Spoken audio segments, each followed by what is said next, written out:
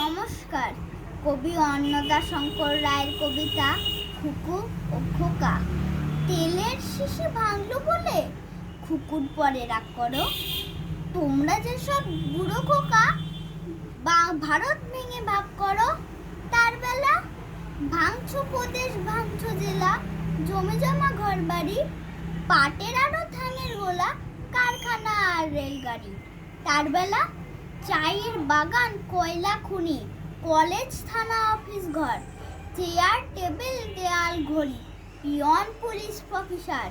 তার বেলা যুদ্ধ জাহাজ, জঙ্গি মোটর, কামার বিমান, অশ্ব উট, ভাগাভাগির ভাঙাভাঙি, চলছে যেন হরির লুট।